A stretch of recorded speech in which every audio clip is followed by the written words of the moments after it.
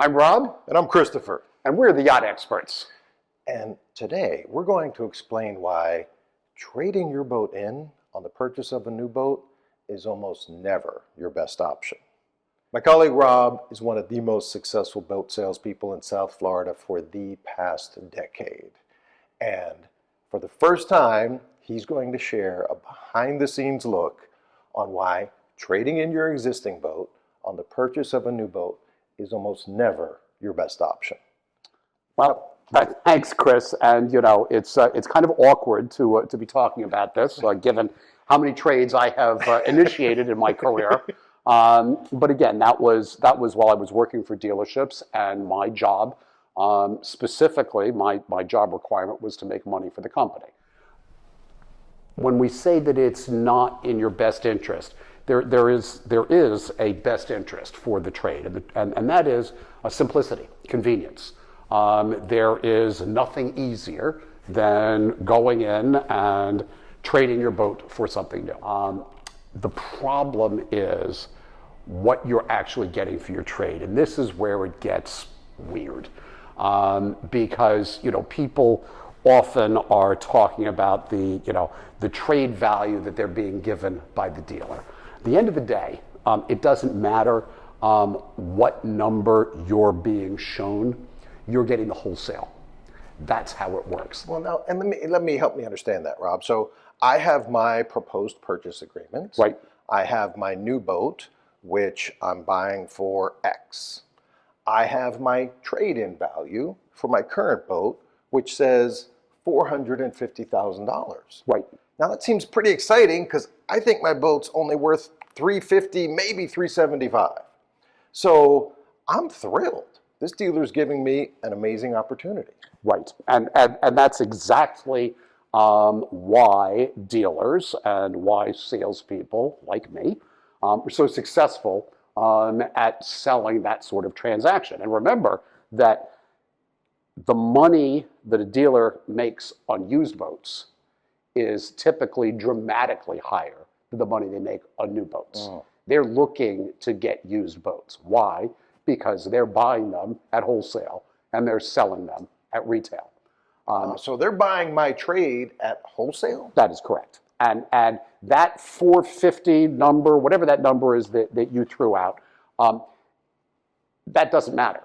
Okay. Except where it matters is the difference between the actual wholesale price of that boat and the number that they're showing you. So let's say the wholesale price on that boat is $300,000 on my trade. On your trade. Okay. The wholesale value is $300,000. I'm not going to get into the equation of how you get to that, but it's pretty straightforward math. Okay. But the $300,000 and the $400,000 that they're showing you, that difference, $100,000, is a discount that you could have gotten off of the new boat. That is simply money that they are taking off the table. So if I understand correctly, I have a boat, I'm paying X, I'm being offered a trade-in value of $450,000, and that $450,000 is actually part of the discount off the new boat price. So if I walked into this dealership with a check, I could have gotten that same discount? That is correct. That is exactly correct. And I can sell my trade with someone like the Yacht Experts, likely for significantly more than wholesale value. Well, now you're hitting the nail on the head. I mean, at the end of the day, if you're happy with wholesale, we'll buy the boat from you, or we will turn you over to one of our wholesale partners, and they'll give you cash tomorrow for your boat. Okay. That is the number that you are getting on your trade. So if it's just a question of that, we can turn that into cash instantly for you. If you're looking to maximize the overall financial situation, sell your boat on your own. If you happen to be in a position to own two boats at the same time, great, because now is a great time to be buying boats also. And here's one of the things that we've been talking a lot about. It's almost always a buyer's market when it comes to boats, since nobody needs a boat, right? It's not true if you're selling oxygen tanks, right? okay? But we're not selling oxygen tanks. We're selling something that nobody needs, but they want. So right now, for a variety of reasons, and the upcoming tariffs, the impact on the market, the economy, there's a whole bunch of factors in there. So you are going to get less for your boat than you want or thought you would to sell into this market.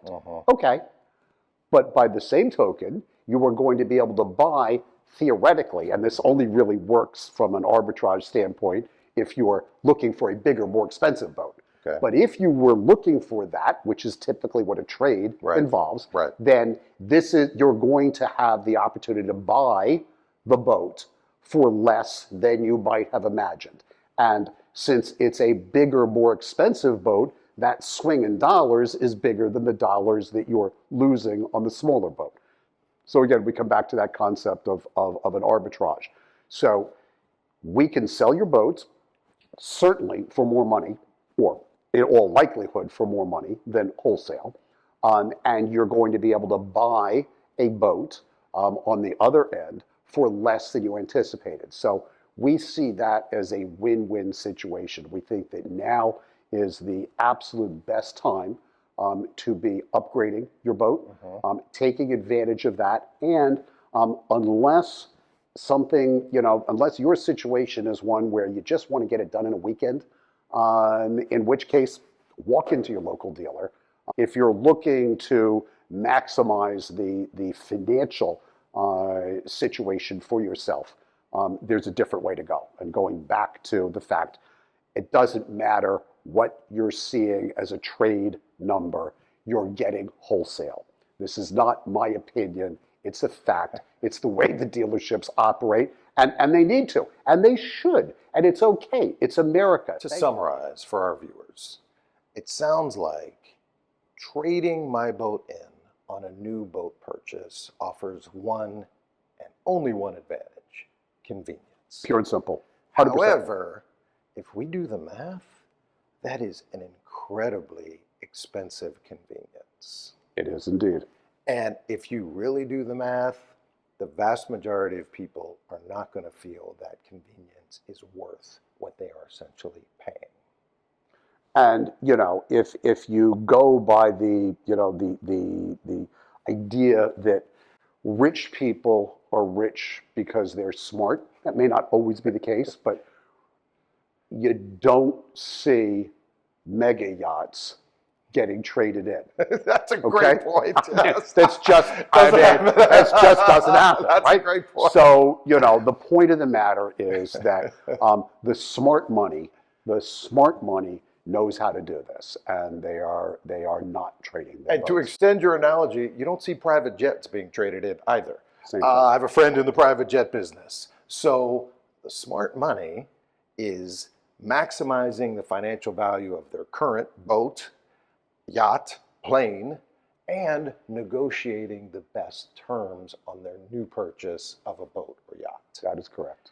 That is the smart money, because even wealthy people whose time is valuable find the cost of that convenience to just be exorbitantly high. Be too much. It's just too much. And we feel, for our clients and the people we work with and everyone out there, if you do the numbers, the cost of trade-in convenience is virtually impossible to justify. Agreed. So if you have an interest in purchasing a new boat, pre-owned, assistance with a new boat transaction, we would be happy to help. We're the Yacht Experts. Thank you for watching.